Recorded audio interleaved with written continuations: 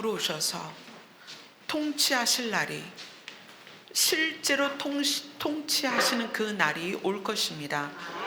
그때 우리는 7고을을 혹은 5고을을 다스리는, 그래서 왕 노릇하는 자들이 될 것입니다.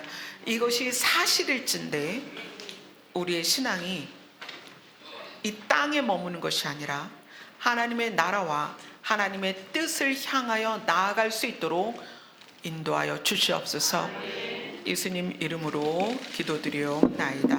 아멘.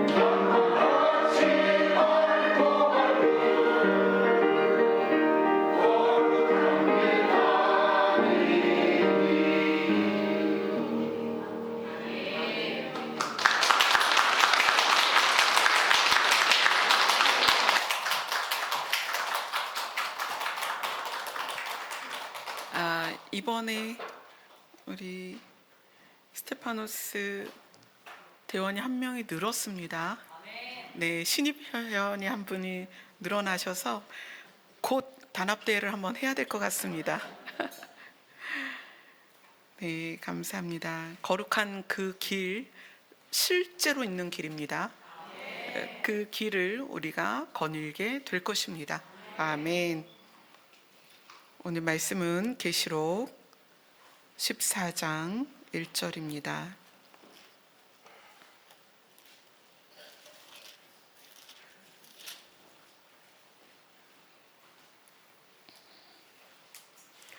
요한계시록 14장 1절입니다.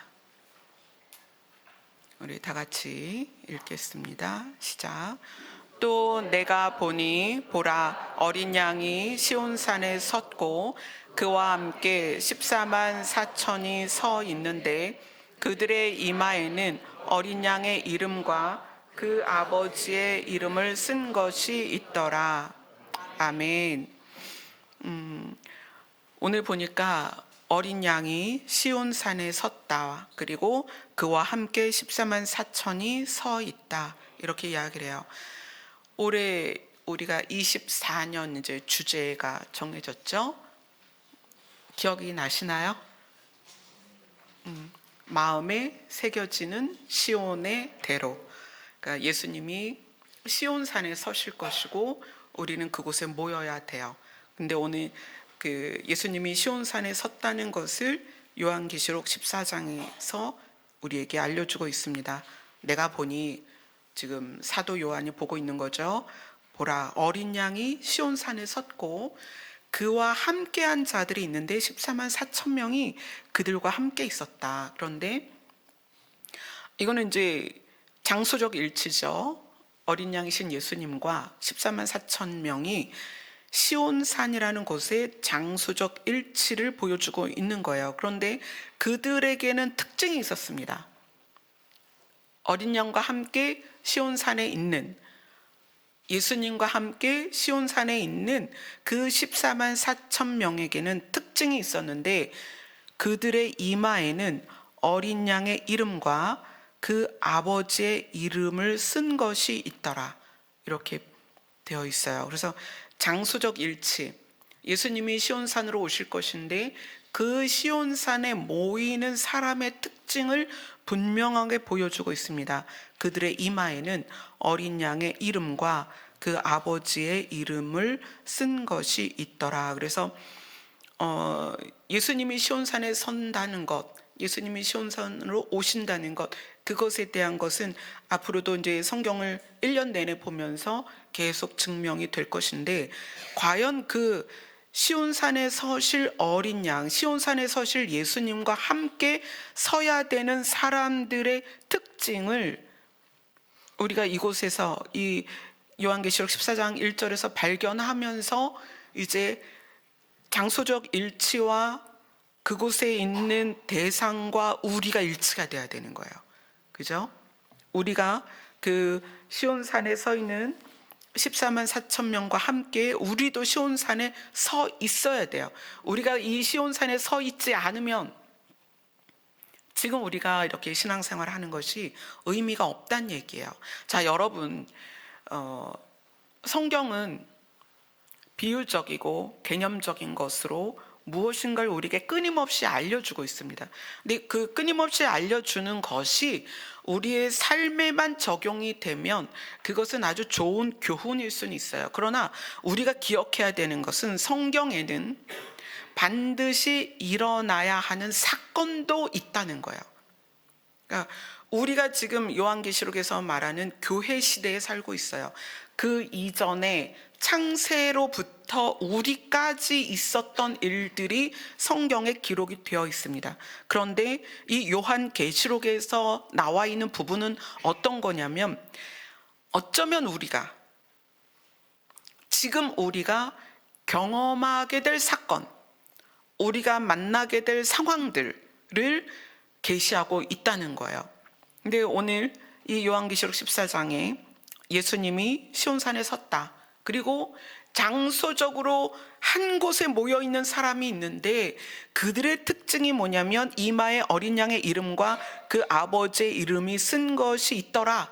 자, 그러면 이것이 실제적으로 우리에게 적용이 되어서 우리도 예수 그리스도와 함께 시온산에서 장소적 일치를 이루어야 되는데, 그럼 우리 이마에 예수님의 이름을 쓴 것과 하나님의 이름을 쓴 것이 도대체 무엇인가? 여러분, 이것이 분명히 알아져야 여러분들이 예수님과 함께 시온산에서 장소적 일치를 이룰 수 있다는 거예요. 그래서 오늘 이제 우리가 나눠야 되는 것들이 사실은 굉장히 중요한 부분이죠. 자, 고린도전서 15장으로 갑니다.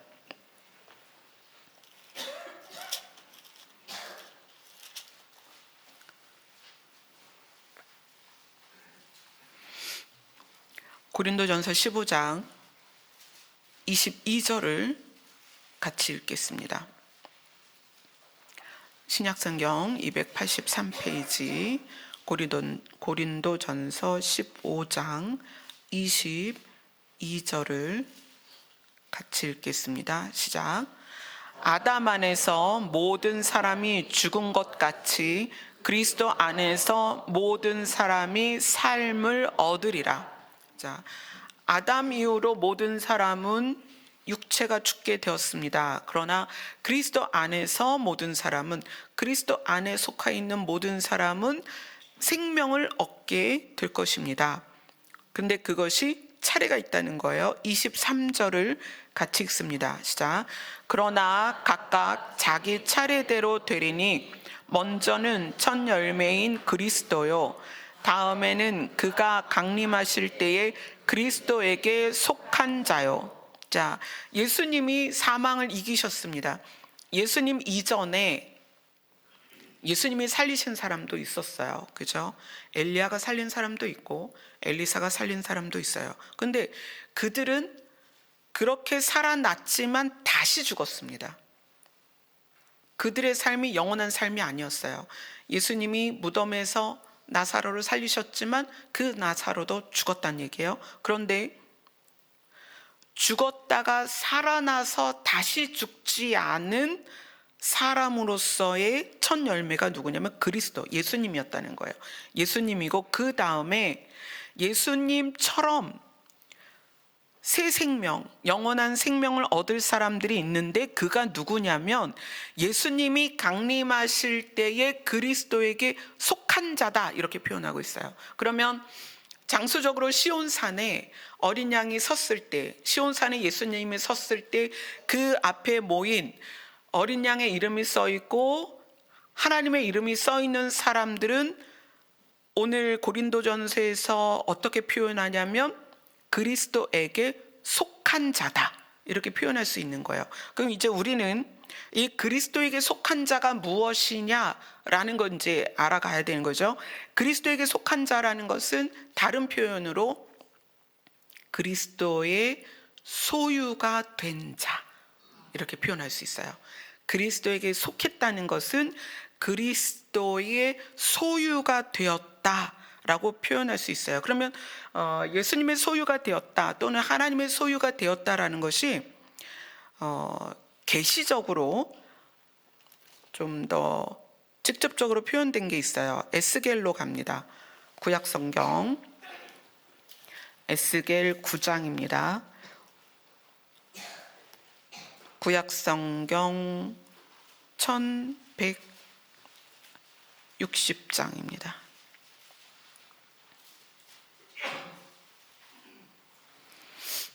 구약 성경 1160장 에스겔 9장 4절입니다.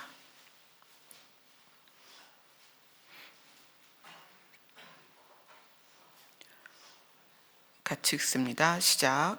여호와께서 이르시되 너는 예루살렘 성읍 중에 순행하여 그 가운데서 행하는 모든 가증한 일로 말미암아 탄식하며 우는 자의 이마에 표를 그리라 하고. 네. 자, 이것은 예루살렘이라 하면 하나님께서 자기 백성의 가장 중심이 되는 장소예요. 이스라엘에게서 가장 중심이 되는 그 예루살렘이 온갖 우상 숭배로 말미암아 배도하고 하나님을 떠나고 죄를 짓는 상황에서 하나님께서 그 3절을 보면 이렇게 써 있어요. 2절에 보면 가는 베옷을 입고 허리에 서기관의 먹그릇을 찬 어떤 사람이 있어요. 먹그릇을 찼다는 거예요. 근데 하나님께서 그 서기관의 먹그릇을 찬 사람을 불러서 하나님이 말하는 거예요. 이렇게 말씀하십니다. 너는 예루살렘 성읍을 돌아다니면서 그 중에서 그 가운데에서 행하는 모든 가증한 죄에 대하여 그것으로 말미암아 예루살렘의 타락과 이스라엘의 죄악으로 말미암아 탄식하며 우는 자의 이마에는 표를 그려라.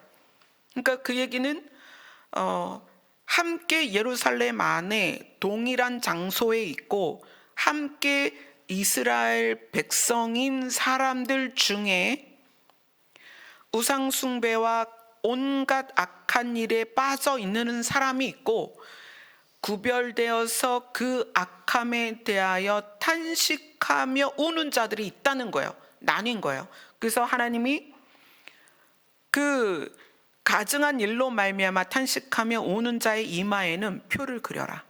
그리고 심판을 할 것인데 그렇게 6절을 같이 보겠습니다. 6절 같이 읽습니다. 시작. 늙은 자와 젊은 자와 처녀와 어린이와 여자를 다 죽이되 이마에 표 있는 자에게는 가까이 하지 말라. 내 성소에서 시작할지라 하심에 그들이 성전 앞에 있는 늙은 자들부터 시작하더라. 자, 하나님께서 심판하시되 남녀노소 상관없이 죄 가운데 있는 사람들을 심판하십니다. 그런데 이마에 표 있는 자들은 심판하지 않으십니다. 그리고 성소에서부터, 성전에서부터, 성전에 있는 늙은 자가 누구일까요? 성전 앞에 있는 늙은 자라는 것은 성전에 있으면서 많은 일들을 감당하며 나이가 든 자들을 말하는 거예요. 그것이 제사장일 수도 있고 또 성전에서 맡은 일들을 감당하는 사람들일 수 있고, 그러니까 지금으로 말하면 교회요, 사역자들이요, 교회 안에서 직분자들이겠죠. 하나님께서 그렇게 심판을 하신다는 거예요. 그러니까 이마에 표를 그린다라는 것은 표를 그려서 얘는 내 거야, 나에게 속한 자야 라고 구분을 했다는 거예요. 자, 히브리서 8장으로 갑니다. 신약성경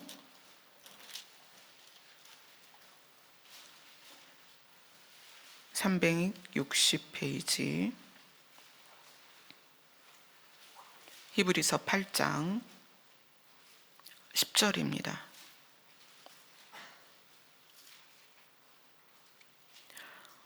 히브리서 8장 10절 같이 읽습니다. 시작.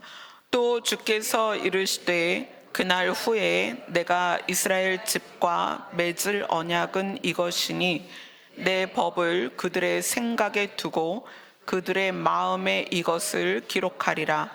나는 그들에게 하나님이 되고 그들은 내 백성이 되리라. 아멘. 하나님께서 하나님에게 속한 자, 또 예수 그리스도에게 속한 자, 예수님의 소유가 된 자들에 대하여 뭐라고 말씀하시냐면 하나님의 법을 그들의 생각에 두고 또 그들의 마음에 하나님의 법을 기록할 것이다. 그런데 내용을 보면 내가 기록하는 거예요? 하나님이 기록하는 거예요? 하나님이 기록하는 거예요. 자, 여기에 좀 포인트가 있습니다. 시온의 대로가 어디에 새겨지죠? 마음에 새겨지죠. 마음에 새겨지는 시온의 대로입니다. 그런데 내가 새겨요? 하나님이 새겨요? 하나님이 새긴다고. 자, 보세요. 내 법을, 하나님의 법을 그들의 생각에 두고 그들의 마음에 이것을 기록하리라. 누가? 하나님이. 나는 그렇게 하고 그들에게 하나님이 되고 그들은 내 백성이 되리라. 자, 이렇게 말씀을 하십니다. 자, 우리가 생각할 때 내 마음에 하나님의 법을 내가 새겨야 될 것 같잖아요. 그죠? 근데 지금 하나님이 새기신다는 거예요. 자, 예레미야로 갑니다. 예레미야 31장으로 갑니다.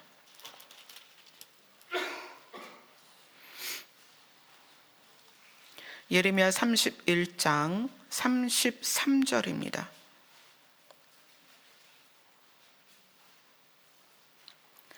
예레미야 31장 33절입니다.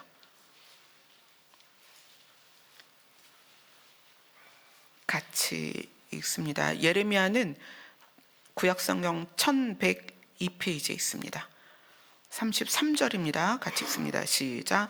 그러나 그날 후에 내가 이스라엘 집과 맺을 언약은 이러하니 곧 내가 나의 법을 그들의 속에 두며 그들의 마음에 기록하여 나는 그들의 하나님이 되고 그들은 내 백성이 될 것이라. 여호와의 말씀이니라. 아멘. 모세가 십계명을 시내산에서 받았습니다.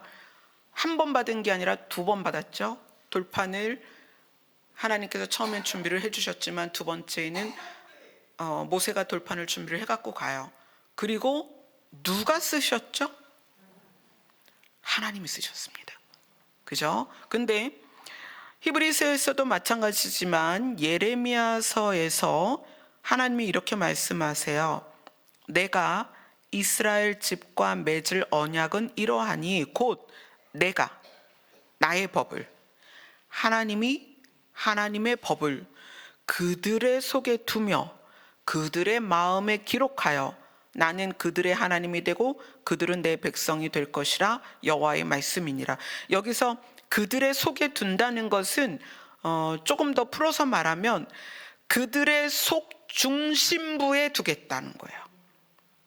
하나님의 법을 그들의 속 중심부에 두고 그들의 마음에 기록하여. 누가? 하나님께서. 그러니까 좀 다른 각도예요. 우리가 말씀으로 열심히 살아내는 것과 말씀을 지켜내는 것과 별도로 하나님은 하나님의 법을 하나님께서 그들의 마음속 중심부에, 그들의 생각 중심부에 두고 그들의 마음에 기록하여 나는 그들의 하나님이 되고 그들은 내 백성이 될 것이다. 하나님이 약속을 하셨습니다. 그러면 이거는 우리 입장에서는 어떻게 해야 하나님의 법이 내 중심부에 새겨지고 내 마음에 새겨지는가? 어떻게 해야 하나님의 법이 내 중심 가득 안에, 내 중심 깊은 곳에 가득 채워지는가라는 의문을 갖게 되는 거예요. 지금 에스겔에서는 그렇게 얘기했죠. 세상의 악함에 대하여 탄식하며 우는 자들에게 하나님이 먹으로 표시를 했다고 그랬어요. 이마에 표시를 했어요. 그런데 시온산에 예수님이 오셨을 때 그 자리에 함께한 자들은 이마에 예수님의 이름과 하나님의 이름이 있다고 그랬어요. 자, 그런데 그 이마에 예수님의 이름과 하나님의 이름이 새겨지는 것조차도 우리가 하는 게 아니라는 거예요. 자, 요한계시록으로 합니다.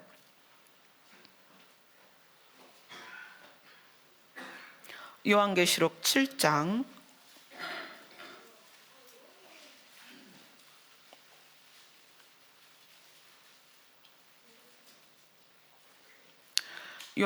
7장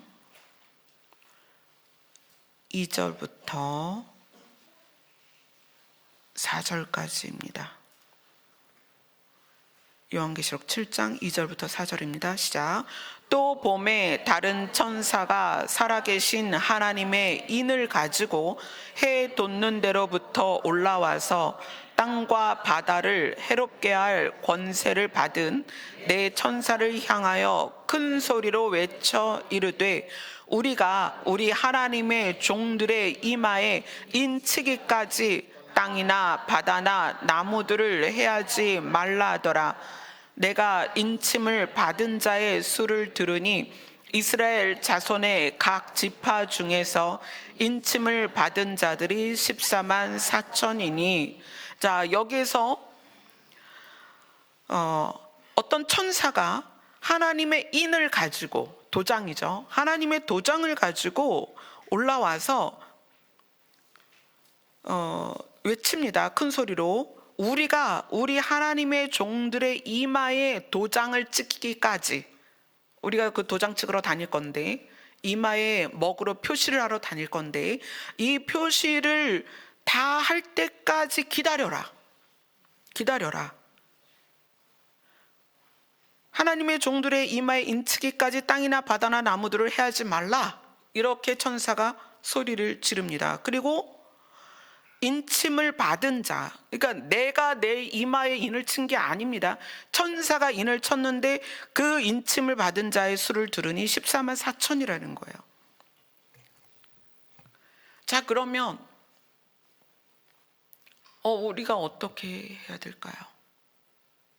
어떻게 해야 하나님의 천사가 먹통을 들고 다니면서 우리의 이마에 표시를 하고 또 하나님의 인을 가지고 와서 우리 이마에 인을 쳐주냐는 거예요.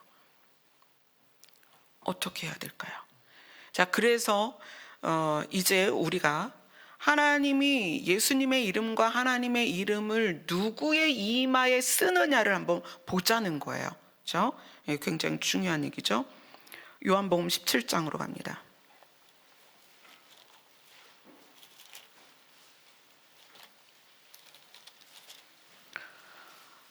예수님께서 잡히시기 직전에 하신 기도입니다. 요한복음 17장은 요한복음 17장 신약성경 177쪽이죠.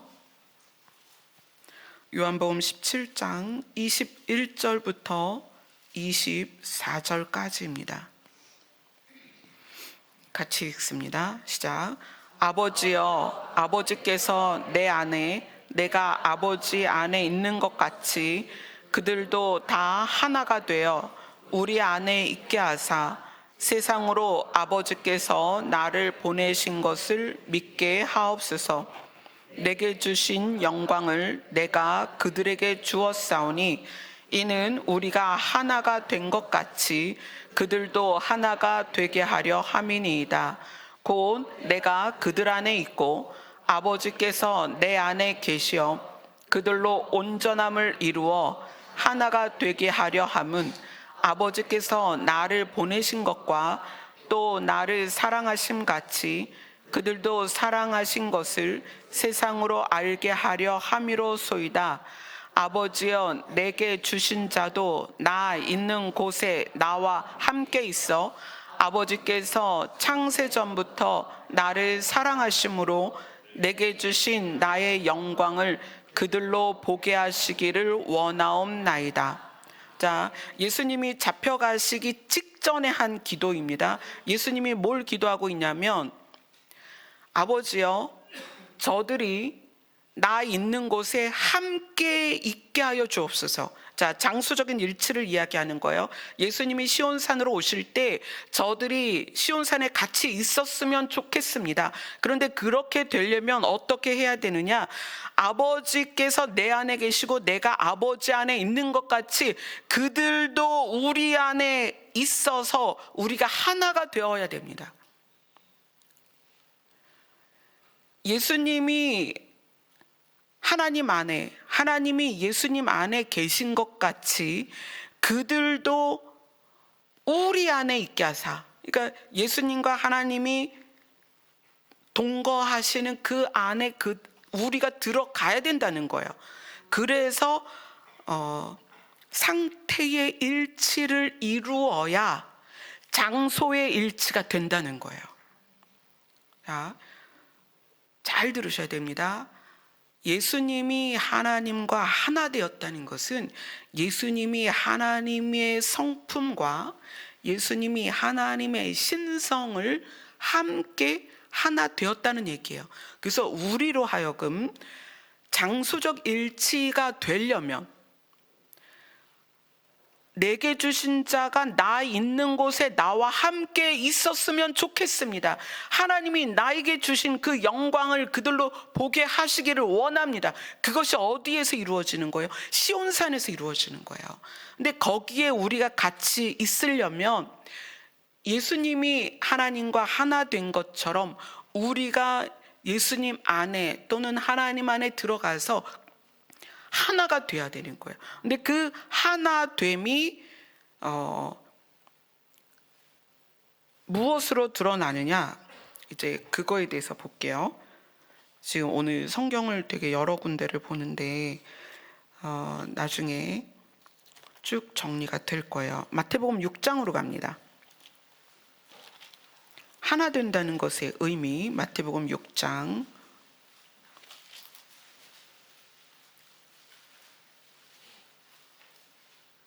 33절입니다.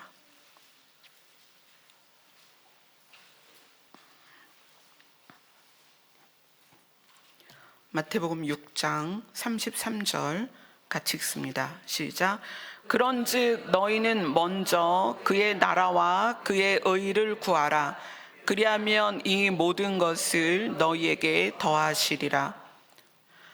교회 안에는 명확하게 두 부류가 있습니다. 한 부류는 목숨을 위하여 무엇을 마실까, 무엇을 먹을까, 몸을 위하여 무엇을 입을까 염려하고 걱정하는 부류가 있습니다. 한 부류는 하나님의 나라와 하나님의 뜻에 집중된 사람이 있습니다. 그런데 예수님이 몸을 위하여 무엇을 먹을까, 무엇을 마실까, 또 무엇을 입을까 염려하지 말라. 그의 나라와 하나님의 뜻을 구하면 나머지는 너희에게 다 줄 거야 라고 이야기를 하세요.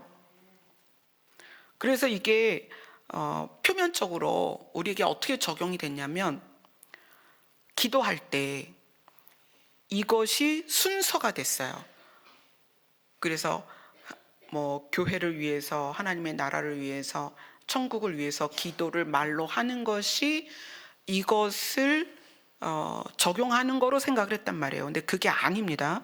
자, 마태복음 16장으로 갑니다. 마태복음 16장 19절, 마태복음 16장 19절 같이 읽습니다. 시작.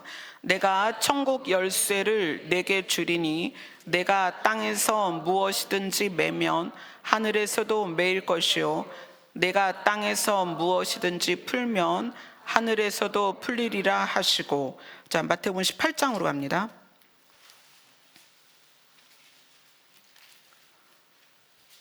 18절입니다. 18절 같이 읽습니다. 시작.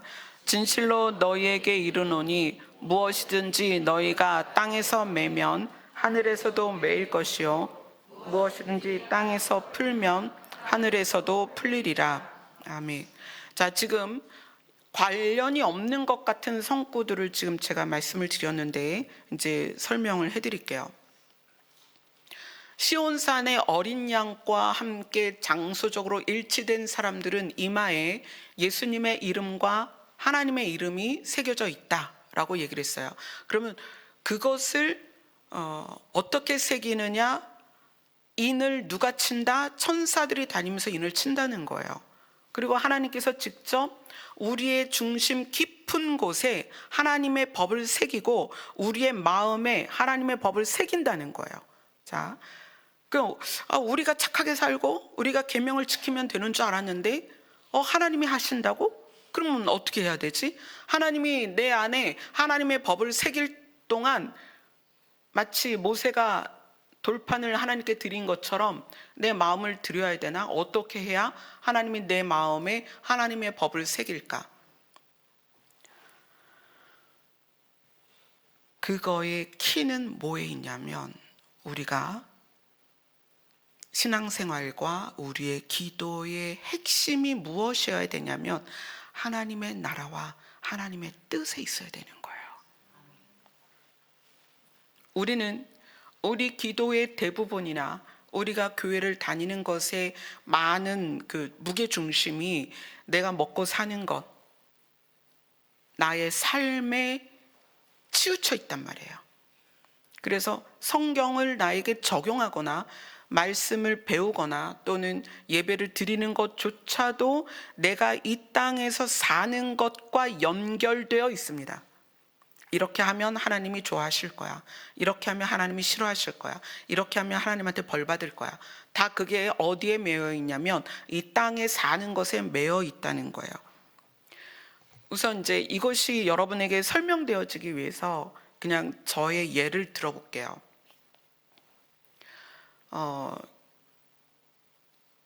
제가 중학교 2학년 때 친정 아버지께서 목회를 시작하셨습니다. 미자립교회, 서울 한복판에서의 미자립교회는 굉장히 어렵습니다. 농촌에서의 미자립교회는 그래도 먹을 건 있어요. 그죠? 동네에서 뭐 이렇게 농사 지은 거를 가져다 드리면 먹을 건 있는데, 제가 중학교 2학년 때 도시에서의 미자립교회는요 먹을 게 없어요. 그래서 그때 당시 곰표 밀가루 20kg짜리 한 포, 이걸 갖고 일주일 내내 수제비를 끓여 먹었어요. 중학교 2학년 때부터 시작한 그 삶이 나아지지 않았습니다. 고등학교 때. 그래서 대학 진학을 포기하고 야간으로 학교를 가고 낮에 일을 하고 그러면서 시간이 지났어요. 그래서 제가 집에서 벗어날 수 있는 유일한 방법은 결혼이다. 그래서 25세 연애해서 26세 시집갔습니다. 되게, 여러분들 생각해보면 되게 빠른 거죠. 26세 결혼해서 27에 애를 낳았어요. 근데 결혼하자마자 몸이 아프기 시작하면서 장골염이 왔어요. 뭐 그 장골염이라는 게 이제 장골 그 고관절 염증이에요. 고관절을 이식하는 것 말고는 방법이 없다. 그래서 그 고관절 염증을 결혼하면서부터 시작해서 10년을 앓았습니다. 그리고 94년에 큰아이를 낳고 99년에 안면마비가 왔어요. 안면마비가 오고 또 그 바로 직전에 시어머니를, 이제 중풍 걸린 시어머니를 대소변 수발을 시작을 했어요. 그게 제 20대였습니다. 29이었어요. 그리고 시어머니 돌아가셔서 유교 집안이다 보니까 돌아가신 어른을 문지방을 넘어가면 안 된대요. 그래서 어떻게 해야 되냐면 집에서 장례를 치러야 되는 거예요. 그때가 제가 30살 막 이렇게 됐을 때 장례를 그렇게 치렀습니다. 골목에다 등 달고 그 천막 치고 장의사가 와서 그렇게 장례를 치렀어요. 그리고 나서 안면마비 오고 둘째를 낳고 남편이 신학을 시작해서 저는 또다시 미자립교회가 시작이 된 거예요. 정말 처절하게 가난했습니다. 너무너무 가난했어요. 그런 시간을 지나면서 남편이 개척했을 때, 개척을 앞두고 2006년 말에 하나님께서 개척을 하라고 하셔서 사임을, 이제 부교육자로 있던 곳을 사임을 하고 기도를 하기 시작했어요.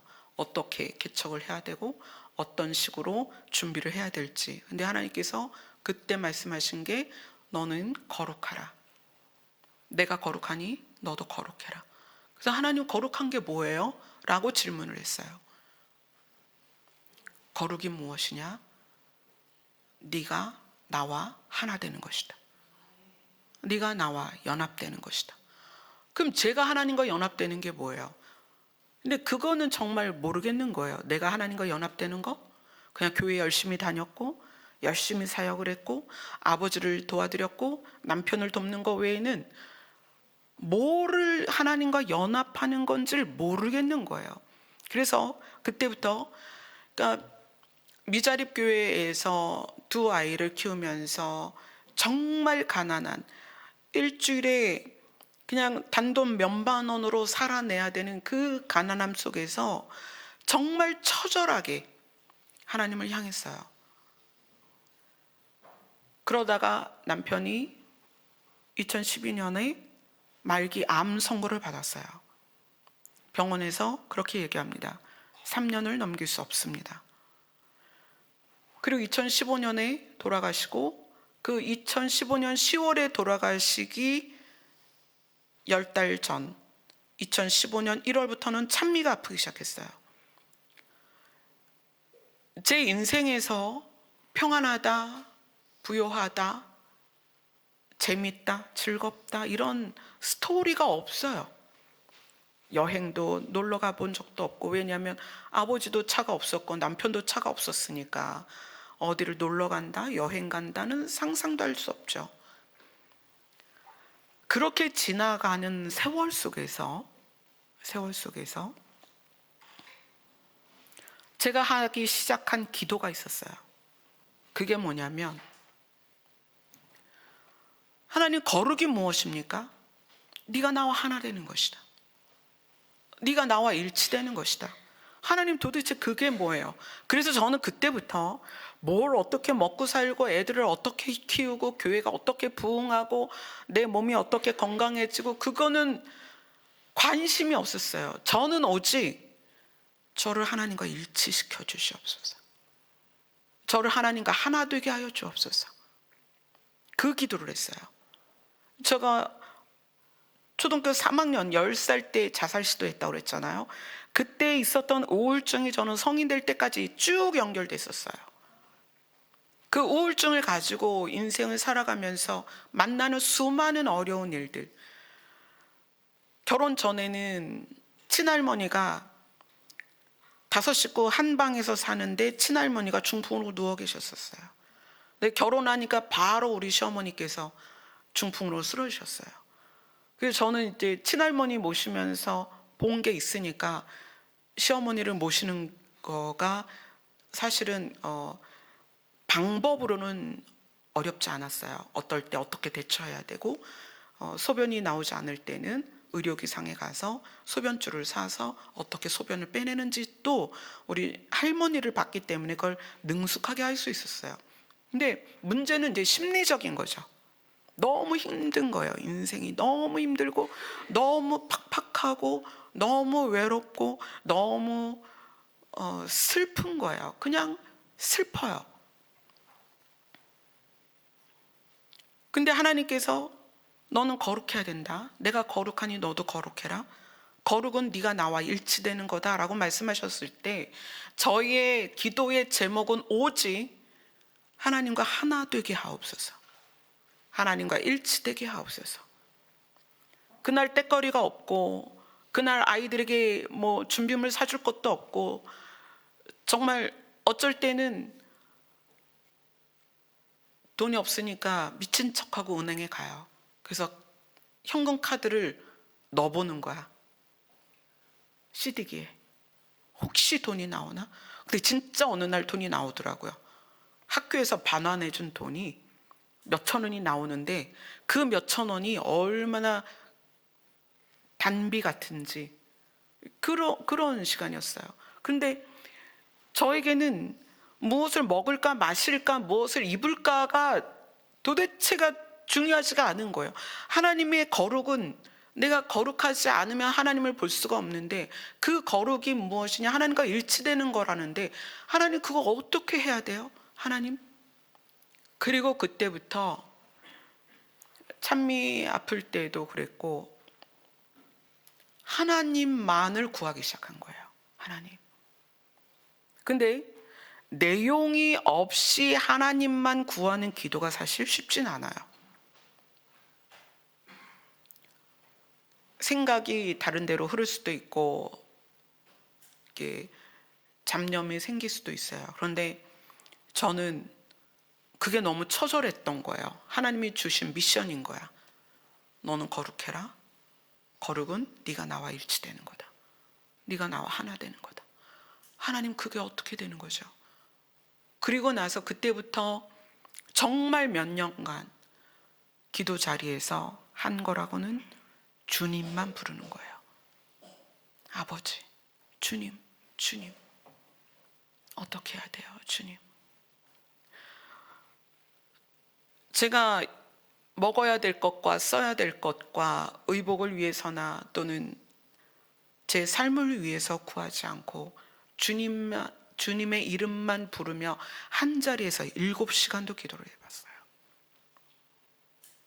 그런데 어느 상태가 되냐면, 제가 마음에 우울증이 있었다고 했잖아요. 그거는 사실은 제 마음이 균형을 잃은 거예요. 마음의 균형을 잃어서 제가 모든 것을 받아들일 때 부정적으로 받아들이고 있는 거예요.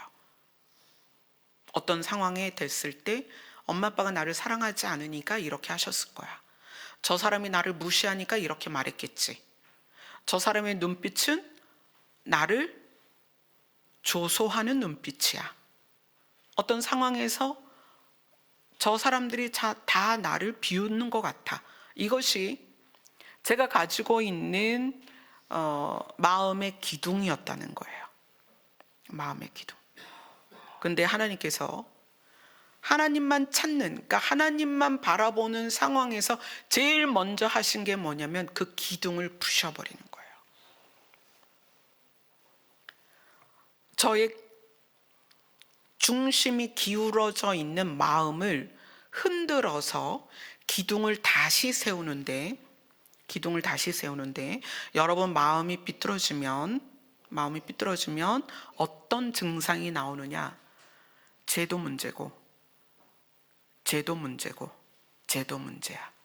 그래서 내가 힘들어. 내 마음이 아파. 내가 외로운 거, 내가 고통스러운 거, 내가 힘든 거, 죄 때문이야. 근데 그거를 완전히 무너뜨리세요. 그리고 죄인 의식을 저한테 넣어주셨어요. 너가 죄인이야. 모든 문제는 너 때문이야. 하나님 안에서 제가 바라봤던 문제가 됐던 모든 사람과 상황이 사실은 그렇게 보고 있는 내가 문제였던 거예요. 그래서 거기서 제가 죄인 의식이 생기고, 내가 문제였구나. 내가 바라보는 시각과 내가 판단하는 기준이 내가 문제였구나 라고, 그것이 그 기둥이 무너지고, 그리고 그런데 내가 문제임에도 불구하고 하나님이 나를 부르셔서 하나님이 나를 살리려고 너는 거룩하라고 말씀하셨구나. 내가 거룩하지 않으면 하나님께 갈 수가 없는데, 내가 그 마음이 기울어서 수십 년간 우울증을 가지고 살아온, 그래서 시시때때로 죽고 싶다, 나는 40을 안 넘길 거야 이러면서 살아온 나를 살리려고 네가 거룩해야 돼, 너 나와 일치가 돼야 돼라는 문제를 저한테 넘겨주신 거예요. 그래서 그걸 가지고 하나님 앞에 씨름했을 때에 하나님께서 저의 모든 마음의 기둥을 흔들어서 너는 죄인이야. 그러나 내가 너를 사랑해서, 내가 너를 살리기를 원해서 내가 너를 불렀어. 내가 너를 만나줬어. 그래서 그때 생긴 죄인 의식이 뭐냐면, 내가 눈으로 보이는 잘못됐다고 생각하는 그 모든 사람과 나는 동일하다. 나도 죄인이다. 문제가 된다라고 생각한 그 모든 상황에서 나도 똑같다. 그러니까 그 다음에 무슨 상황이 생겼냐면, 제가요, 사람들에 대한 판단이나 편견이 사라진 거예요. 죄에 대하여는 이것이 분명히 죄입니다. 그러나 죄인에 대하여는 어떻게 다가가게 되냐면, 나도 똑같아, 이렇게 다가가는 거예요. 자, 이거는 죄를 허용하는 게 아니고요, 죄를 다루는 것과 죄인을 다루는 게 전혀 다르다는 거예요. 예수님은 죄에 대하여 아주 강력하게 말씀하십니다. 너희는 독사의 자식이다. 그런 죄는. 그러나 죄인을 직접 대할 때는 그들의 죄를 묻지 않으십니다. 그들을 사랑하세요. 그들을 살리기 위해서 그들에게 다가가십니다. 제가 저 자신이 죄인 의식이 생겼을 때, 내가 저들과 똑같았구나, 내가 저들과 똑같은 죄인이었구나, 그럼에도 불구하고 하나님이 나를 살리셨구나라는 것을 가지기 시작했을 때 비로소 타인에 대한 비난과 비판과 정죄가 사라졌어요. 그리고 나서 다시 하나님과 마주 대했을 때, 그러면 나 같은 죄인을 하나님이 왜 만나주셨을까? 하나님은 나를 하나님의 나라로 데려가시기 위함이구나. 그리고 나서 그 하나님의 나라를 추구하고 하나님의 나라를 향하여 방향을 설정했더니 놀라운 게 뭐냐면, 하나님의 뜻과 하나님의 방법에 내가 일치되고자 했을 때에 하나님께서 하나님의 소유된 것들을 풀어놓기 시작하신 거예요, 저에게. 그게 뭐냐면 지혜와 지식의 영역이에요. 지혜와 지식은 하나님의 것입니다. 우리는 그거를 발견해서 쓰는 거예요. 지혜와 지식은 이미 존재합니다. 하나님 거예요. 그런데 그것을 우리가 우리의 노력으로 책을 보고 알아가는 내 노력에 의한 지식과 지혜가 있고요. 하나님과 일치됐을 때 하나님의 것을 누리는 지혜와 지식이 있어요. 그래서 그런 것이 예를 들어서 구리교회에 있을 때 제가 초등학교 6학년 때부터 제자였던 아이가 고등학교 선생님이 되고 그 아이가 같이 교회를 다니면서 교회에서 반주를 했어요. 근데 그 자매가 참 연락이 왔어요. 아마 내일 올 것 같은데. 근데 그 자매에게 오빠가 있었어요. 근데 그 오빠가 자기가 꿈을 꿨는데 이 꿈의 해석이 무엇인지 모르겠다라고 얘기를 하는 거예요.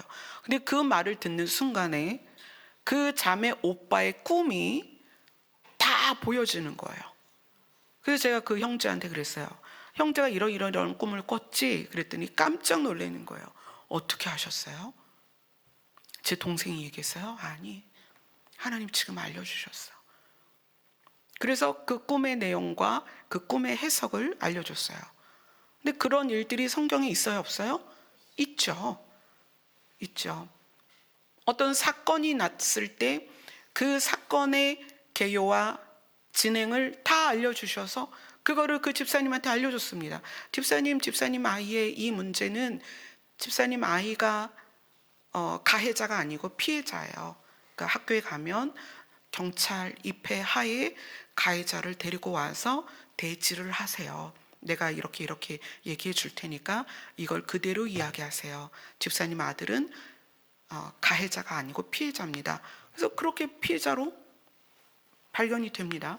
그러니까 이런 것들이 예수님이 말하는, 예수님이 아버지 안에 있고 아버지 안에 예수님이 있어서 하나 되었을 때 예수님은 미래에 있을 모든 일들을 아셨습니다. 육체로 계셨지만. 왜 그랬을까요? 지혜와 지식은 하나님의 영역이에요. 근데 하나님과 하나가 되면 하나님이 가지고 있는 지혜와 지식의 모든 영역을 나누게 돼요. 그래서 그것이 아까 읽었던 그 마태복음 16장 18장에 나오는 이 땅에서 매면 하늘에서도 매고 땅에서 풀면 하늘에서도 풀 것이며 너희가 먼저 그 나라와 의를 구하면 나머지 너희들을 다 줄게. 이 말씀이 실제라는 거예요. 치유도 마찬가지입니다. 모든 질병을 제가 손을 얹어서 치유를 하느냐? 그렇지는 않습니다. 그러나 상대에게 치유를 통해서 하나님의 살아계심이 증명돼야 되는 어떤 상황에서는 담석도 사라지고요, 디스크도 사라지고요, 놀라운 일들이 있습니다. 기어다니던 자매가 그 자리에서 일어납니다. 제 앞에서 뛰었어요. 그런 일도 있는 거예요. 왜 그럴까요? 제가 저의 먹고 마시는 것에 집중되는 것이 아니라 하나님의 나라와 하나님의 뜻을 추구하고 있을 때, 하나님은 하나님에게 있는 지혜와 지식과 능력을 그 범위까지 우리가 도달하도록 도우신다는 거예요. 그래서 그걸 쓰게 해주세요. 왜 그럴까요? 하나님의 나라가 확장돼야 되기 때문에. 하나님의 나라에 들어가야 될 자들을 돕기 위해서. 그러니까 그것이 나는 예언의 은사가 있습니다, 치유의 은사가 있습니다, 나는 귀신을 쫓습니다, 이럴 수가 없어요. 그거는 우리는 그것을 그렇게 쓰는 게 아니에요. 하나님의 나라와 하나님의 뜻을 추구하는 사람이 대상을 만났는데 그 대상이 하나님의 나라를 향하고자 할 때에 그것을 도움을 줄 수 있다는 거예요. 근데 그 도움을 줄 수 있는 재료들이 어디에 있느냐? 하나님께 있어요. 그런데 여러분이 만약 하나님의 나라와 하나님의 뜻을 추구한다면, 정말 순수하게 여러분이 이 땅의 것, 먹는 것과 입는 것과 여러분이 소유하는 것에 집중되어 있지 않고 하나님의 나라와 하나님의 뜻을 진짜 추구한다면 하나님의 것을 여러분이 쓸 수 있다는 거예요. 다 주십니다. 구리교회에서 지하에 1040짜리 화장실도 없어서 그 외부에 이렇게 가건물처럼 내서 화장실하고 겨울에 꽁꽁 어는 수도 하나가 있었어요. 얼마나 불편했겠어요? 근데 그런 곳에 있다가 하나님께서 그 거룩을 명령하시고 정말 수년간 하나님만을 구했을 때, 하나님께서 옮기시고 그리고 하나님의 일을 맡기시더라는 거예요. 저는 여러분이 이런 신비한 능력을 가져야 됩니다, 그 얘기를 하는 게 아니고요. 여러분의 신앙에, 여러분의 교회 생활에, 여러분이 하나님을 찾는 목적이 이제는 분명해야 된다는 거예요. 뭐에 있어야 돼요? 하나님의 나라와 하나님의 뜻에 있어야 된다는 거예요. 여러분의 기도가, 학습된 기도가 어떤 거냐면 큰 소리로 외쳐야 되고 또 부르짖어야 되고, 물론 부르짖고 외치는 거를 하지 말라는 게 아니에요. 어떤 거에 있냐면 이래야 개운해, 이래야 기도한 것 같아, 이런 감정에 매이지 말라는 거예요. 그리고 엉엉 울어야만 뭔가 하나님께 기도한 것 같은 그런 감정에도 매이지 말라는 거예요. 또 음악과 어떤 리드에 의하여 고조되는 감정에 의한 기도도 의지하지 마세요. 그런 기도 다 감정적인 기도예요. 진짜 기도는 내가 놀이터에 앉아있든지 버스를 타려고 앉아있든지 남편이 병원에 있어서 보호자 베드에 앉아있든지 집에 방에 앉아있든지 성전에 앉아있든지 하나님만 바라는 것이 하나님이 원하시는 기도라는 거예요. 주의 이름만 찾는 것이, 그게 진짜입니다. 여러분, 주의 이름만 찾으면 하나님께서는 하나님의 영역에 있는 것을 우리에게 주십니다. 그것이 지혜이며 지식이며 능력이며 재물이 될 수도 있고 물질이 될 수도 있어요. 단서가 하나가 있죠. 여러분이 아직도 자기 자신 안에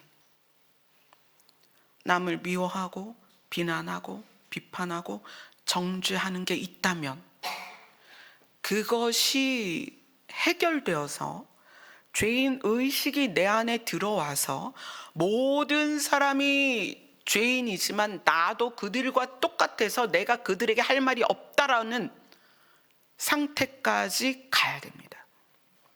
그래서 예수님이 실제로 간음하던 여자, 현장에서 붙잡힌 여자가 예수님 앞에 오잖아요. 사람들이 잡아옵니다. 그래서 혈기등등하게 돌멩이 하나씩 들어서 예수님, 이 여자 현장에서 간음하다 잡혔는데 율법에 돌로 쳐 죽이라고 그랬어요. 맞습니다. 율법은 돌로 쳐서 죽이는 게 맞아요. 그런데 예수님이 그들에게 무엇을 얘기하셨냐면 죄 없는 자가 쳐라.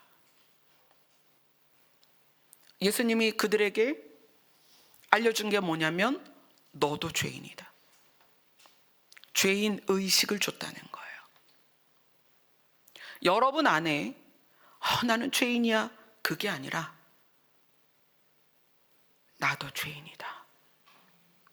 남을 비난하거나 비판할 수 없는 나도 죄인이다라는 죄인 의식이 있으셔야 됩니다. 그래야만 타인에 대하여 무례히 행하지 않고, 타인에 대하여 거품 물지 않고, 타인에 대하여 내 몸을 사랑하듯이 사랑할 수 있게 되는 거예요. 죄를 대하는 것과 죄인을 대하는 건 굉장히 다릅니다. 저는 동성애가 죄라고 분명히 말씀합니다. 동성애는 죄고 성경의 동성애자는 돌로 쳐서 죽여라 이렇게 되어 있습니다. 그런데 제가 군부대에서 설교하고 군부대에서 연락이 왔어요. 상담 요청이 왔어요. 그래서 군인 청년과 상담을 하게 됐어요. 아마 그 청년 지금은 이제 유럽으로 갔을 거예요. 유럽 여러 국을 다니면서 이동하는 삶을 사는데 아버지가 선교사인 것 같아요. 근데 자기는 어렸을 때부터 유럽에서 자라서 유럽에서 공부하면서 자연스럽게 동성애자가 됐다. 그런데 목사님 설교를 들으니 마음이 너무 괴롭습니다. 저는 유럽으로 좀 있으면 돌아가야 됩니다. 제가 어떻게 해야 될까요? 어떻게 해야 될까요? 제가 비난을 해야 될까요?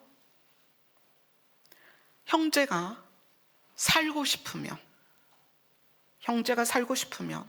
주의 이름을 불러라. 하나님이 반드시 형제를 살려주실 거다. 근데 목사님, 제가 동성애가 너무 익숙하고요. 그곳에 가면 다 동성애자입니다. 제가 그걸 어떻게 이겨야 될지 모르겠습니다. 형제가 주의 이름을 부르면 하나님은 거기에서 형제를 반드시 분리시키고 그것에서 나올 수 있도록 하나님이 도우실 거다. 만약에 간음하다 잡힌 여자를 데리고 온 그 주변 사람 같으면 그 청년에게 너 미쳤구나. 네 아버지가 사역하시는데 어떻게 동성애를 할 수가 있니? 이랬을 거예요. 그러나 예수님은 그 동성애자가 왔을 때 간음하다 잡힌 여자처럼 뭐라고 하셨을까요? 돌아가면 이 죄를 다시 짓지 마라. 그러나 네 힘으로 힘들면 내 이름을 불러라. 내가 너를 도와줄 거야. 이것이 뭐냐면 우리 안에 죄인의식을 가져야 되는 거예요. 그래서 죄에 대하여는, 내 자신이 나에게 들어오는 죄에 대하여는 여러분이 피 흘리기까지 싸워야 되지만, 죄인으로서 다가온 사람들이 그 죄에 대하여 괴로워할 때 우리는 그것에 대하여 비난하거나 손가락질하는 것이 아니라 그를 붙들고 같이 울어줘야 된다는 거예요. 저는 저를 비난하고 떠나는 사람들도 떠나는 자리에서 축복하고 옵니다. 최근에도 그랬어요. 2시간을 저를 비난하다 떠나신다고 하시더라고요. 그래서 잠깐 기도하겠습니다. 그리고 간절히 축복했어요. 우리 교회를 떠날 수도 있고 제가 싫을 수도 있죠. 우리의 마음이 누구의 마음 같아야 돼요? 예수님 같아야 된다는 거예요. 그래서 시온산에 예수님과 함께 장소적인 일치가 될 수 있는 사람은 누구냐? 마음이 예수님 같이 돼야 되는 거예요. 그런데 마음에 하나님의 법을 하나님이 새겨주신대요. 그럼 누구를 새겨주시냐는 거예요. 그 마음이 오직 하나님의 나라와 하나님의 뜻을 향한 사람을 그 마음에 찾아와 주셔서 상처를 치유하시고 그 마음에 하나님의 법을 새겨주시고 그 이마에 하나님께서 예수님의 이름과 하나님의 이름을 새겨주신다는 거예요. 그러니까 출발점이 뭐냐? 하나님이 우리의 마음에 하나님의 법을 새겨주시고 그리고 우리의 이마에 예수님의 이름과 하나님의 이름을 새겨주시는 그 출발점이 뭐냐? 여러분이 먹고 사는 거에 집중하는 것이 아니라 하나님의 나라와 하나님의 뜻을 추구해야 된다는 거예요. 그래서 그것에 씨름하고 그것을 위해서 씨름하고 내가 하나님처럼 되기를 씨름하고 하나님을 알고자 씨름하고 하나님의 나라를 향하길 위해서 씨름하고 근데 그 기도가 깊어지면 먹고 사는 문제는 이 땅의 문제예요. 하나님의 나라와 하나님의 뜻을 추구하면 그것에 내 마음이 온전히 쏟아져서 그것에 의하여 살아가면요, 세상의 것을 넘어섭니다. 세상의 것을 넘어서는 것이 물질을 초월하는 것 이상의 놀라운 일들이 여러분에게 있습니다. 실제로 지혜와 지식의 영역이 하나님의 것을 쓰게 됩니다. 질병을 넘어서게 됩니다. 제가 10년을 고관절 염증 때문에 이거 이식하지 않으면, 인공관절 넣지 않으면 당신은 이제 앞으로 걷지 못합니다. 삼성병원에서 그렇게 진단을 받았어요. 10년 만에 그것이 사라졌습니다. 제가 그것 때문에 이제까지 약을 먹어본 적이 없어요. 하나님의 나라와 하나님의 뜻에 집중하면 여러분 개인에게 놀라운 일들이 생깁니다. 이건 그냥 제가 말하는 게 아니에요. 이미 제가 지나왔고 경험했고 또 성경이 그것을 조목조목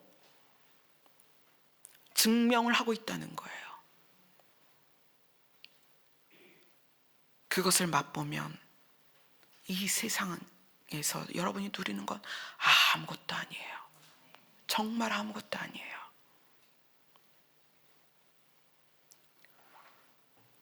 하나님의 나라를, 하나님의 뜻을, 또 하나님만을, 정말 하나님만을 찾는 기도. 그럼 그걸 뭐라고 말을 해야 돼요? 여러분 말하지 않아도 돼요. 여러분의 마음과 정신이 하나님께만 향하면 돼요. 그것이 여러분에게 가장 순수한 기도가 될 것입니다. 목적도 의도가 없는, 그냥 하나님만 추구하는 기도. 그러면 우리의 상태가 어떻게 되냐면 무중력 상태에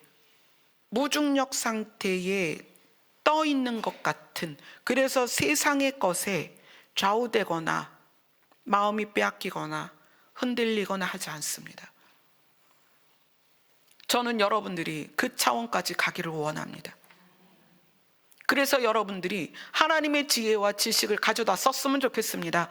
그래서 여러분들이 하나님의 능력과 하나님의 파워를 이 땅에서 쓰셨으면 좋겠습니다. 저는 제가 쌓아두거나 모아두지 않습니다. 그러나 하나님은 놀랍게 일들을 이루어 가십니다. 어떻게 이렇게 이루시는지 저도 설명할 수 없어요. 그러나 하나님이 하십니다. 하나님이 일을 맡기셨으니까. 그런데 하나님이 왜 일을 맡기셨을까요? 우리 교회가 하나님의 나라와 하나님의 뜻을 향하여 가고 있기 때문이에요. 이 놀라운 비밀들이 여러분 안에서 각자에게 경험됐으면 좋겠습니다. 제가 구리에서 성도 2분에게, 집사님은 택시를 해야 됩니다. 집사님은 아이들을 가르치는 일을 해야 됩니다. 그렇게 이야기한 적이 있었어요. 그런데 이 2분이 그 일은 저랑 안 맞아요. 그리고 몇 년의 시간이 지났어요. 지금은 한 분은 택시를 하시고 한 분은 학원을 하십니다. 의도치 않게 그런데 택시를 하시면서 정말 내가 이 빚 때문에 죽어야 됩니다 하고 2017년에 저희 교회를 찾아오셨는데 16년이었나요? 16년인지 17년인지 그랬어요. 꽤 오래됐죠? 지금은 개인 택시를 하세요. 그 빚 다 갚고. 그러면 어떻게 목사님은 그런 걸 알아요? 그것이 하나님의 지혜의 영역 안에 있기 때문입니다. 2018년인가 겨울에 저희 교회 그 찬양팀을 다 데리고 MT를 간 적이 있었어요. MT를 갔는데 거기가 이제 휴양림이고 꽤 컸어요. 근데 주일날 주일 사역 다 하고 출발하다 보니까 거기 강원도에 갔는데 깜깜해졌어요. 근데 그 휴양림에 도착을 딱 했는데 도착을 하고 보니까 전기가 끊긴 거예요. 한겨울에 꽁꽁 얼고 눈도 막 이렇게 쌓였는데 그 휴양림에 전기가 끊겨가지고 깜깜하고 그 휴양림 주인은 안 계세요. 그래서 제가 그 상황에서 바로 하나님이 주신 지혜가 있었어요. 그래서 그때 이제 부목사님께 119로 전화를 하시라고. 아니 불이 안 들어오는데 전기가 끊겼는데 어떻게 119에다 119에 전화를 하면 119는 한전과 핫라인이 있다. 핫라인이 있어서 거기에서 나와서 바로 불을 켜줄 거다. 그러니까 그렇잖아요. 전기 나갔는데 119에 전화한다는 게. 전화를 했습니다. 그랬더니 119에서 바로 진짜 한전으로 연락해서 핫라인이 연결이 돼서 진짜 그 휴양림에 전기가 들어왔어요. 왜요? 아니 목사님은 그런 걸 어떻게 하세요? 어떻게 알았을까요? 저도 모르죠. 경험도 없고. 그런데 그것이 하나님의 영역 안에 있는 지식입니다. 제가 전에 설교할 때 그런 말씀 들은 적 있죠. 관계가 존재를 증명한다. 저는 그 설교의 내용들이나 또는 그 흐름 안에서 여러분과 나누어야 되는 주제들이 보통은 새벽에 받습니다, 하나님께. 근데 그때 하나님이 주신 게 관계가 존재를 증명한다 그러시는 거예요. 그래서 그것에 대해서 여러분과 나눴죠. 그것을 제가 네이버에 찾아봤어요. 관계가 존재를 증명한다? 이런 말이 있을까? 상대성 이론에 그 말이 있더라고요. 제가 상대성 이론을 받겠어요? 언제? 그런 거를 제가 다뤄봤겠냐고요. 그러면 그건 뭐예요? 모든 지혜와 지식은 하나님의 영역입니다. 그런데 우리가 열린 하늘문 교회가 하나님의 나라를 향하고 그 장소를 향하고 구원받기를 원하시는 하나님의 뜻에 의하여 구원받기를 소원하고 있기 때문에 하나님의 영역에 있는 지혜와 지식을 우리에게 나누어 주고 계시는 거고요. 우리가 도달할 수 없는, 우리가 책을 펴서 배우지 않으면 알 수 없는 지식까지도 그 영역을 들어갈 수 있게 하신다는 거예요. 그런데 그것이 어떻게 가능하냐? 진짜로 여러분 자신이 하나님을 원해야 된다는 거예요. 내 먹고 살 것을 위하여 하나님을 찾지 않고 내가 누리고 내가 좀 남들보다 잘 살기 위해서 하나님을 사용하고자 하는 그게 아니라 실제 하시는, 스스로 존재하시는 그 하나님을 여러분이 찾아야 된다는 거예요. 그래서 여러분의 기도는 사실은 언어가 필요가 없어요. 그분만 찾으면 돼요. 그러면 그분에게 소유된 모든 것을 주실 수 있습니다. 그게 무엇이든 간에. 이게 믿어지면 이것이 믿음의 은사가 되는 거예요. 믿음의 은사. 내가 하나님의 나라를 위하여 이것이 필요합니다 했을 때 하나님이 그걸 주십니다. 하나님의 나라를 전해야 되는데 하나님이 이게 안 돼요. 그건 하나님이 또 열어주십니다. 보라, 어린 양이 시온산에 섰고 거기에 함께 선 무리들이 있습니다.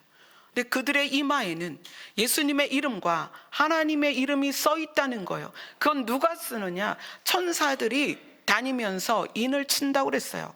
글을 쓴다는 거예요. 이마에다가 예수님의 이름과 하나님의 이름을 쓴다는 거예요. 그런데 그것이 원어적으로 보면 실제 이 이마의 표면에 쓰는 것이 아니라 머릿속 안에 우리의 생각과 지식과 우리의 뭐라고 말할까요? 지성, 우리의 지성에 하나님의 이름이 박혀야 된다는 거예요. 브레인이라고 말할까요? 브레인. 거기에 예수님과 하나님이 박혀야 되는 거예요. 그런데 내가 삶을 살기 위해서 하나님을 찾는 것은 이 브레인에 박히는 것이 아니라 내 육체에 박히는 거예요. 육을 위해서 무엇을 먹을까, 무엇을 마실까, 무엇을 입을까 한다는 거예요. 그래서 예수님이 그러지 말라는 거예요. 네가 정말 나를 찾으면 그런 것은 내가 추가로 준다는 거예요. 저는 부디 여러분들이 24년은 하나님만 찾았으면 좋겠습니다. 그분 안에 모든 것이 들어있습니다.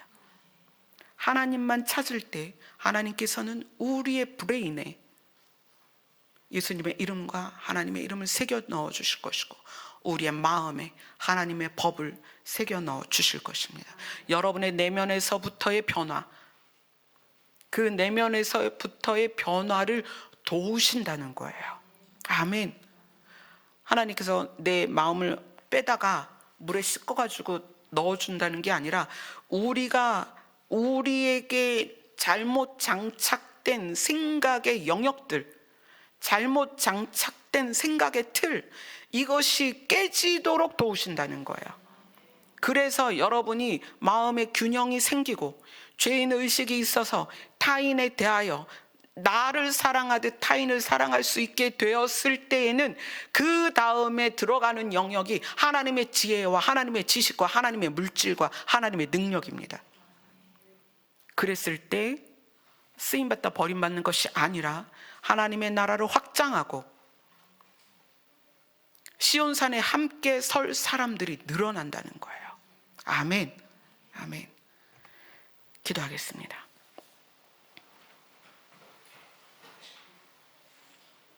예수님이 십자가에 달리시기 직전에 예수님의 소원은 우리가 예수님과 하나님과 하나 되는 것이었습니다.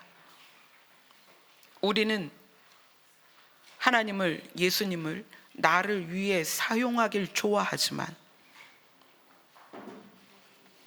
스스로 계시는 하나님을, 그 존재를, 하나님 그 본질을 찾을 수 있게 하여 주셔서 그분으로 말미암아 우리의 이마에 예수님의 이름과 하나님의 이름이 새겨지도록, 그래서 시온산에 예수님과 함께 설 수 있도록 도와주시옵소서. 예수님 이름으로 기도드리옵나이다. 아멘. 우리의 마음에 시온의 대로가 새겨지기를 소망하며 찬양 올려드리겠습니다.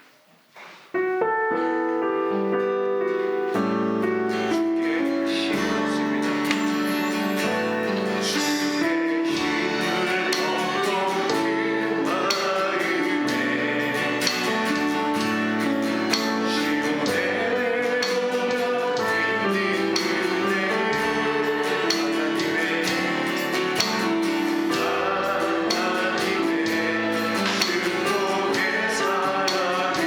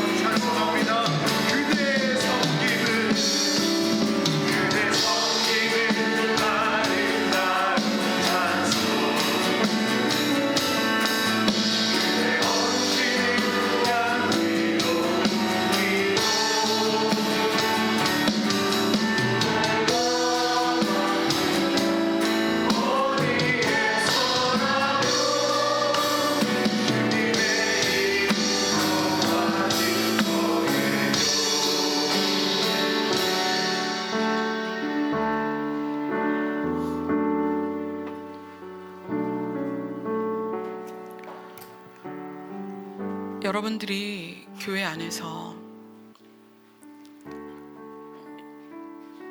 사람에 대하여 여러분의 편을 만들지 마세요. 저는 저 자신이 여러분들이 제 편이기를 원하지 않습니다. 저는 하나님 편입니다. 여러분도 하나님 편이 되세요. 여러분이 저 싫어한다거나 싫다고 하면 그래도 어쩔 수 없는 거예요. 그래도 괜찮아요. 여러분은 철저하게 하나님 편이 되세요. 그래서 여러분의 기도나 여러분의 삶은 하나님께 집중되셔야 됩니다. 하나님이 여러분을 책임지십니다. 저는 여러분을 책임질 능력이 없습니다. 제 위치가 책임져야 하기 때문에 어느 정도 책임을 져야 되겠지만 하나님만이 여러분을 책임지십니다. 그래서 하나님 그분 스스로 계시고 완전하시며 우리에게 생명을 주실 수 있는 분은 하나님 한 분입니다. 그분만을 찾을 때 그분이 여러분을 인도하십니다. 아멘. 기도하겠습니다.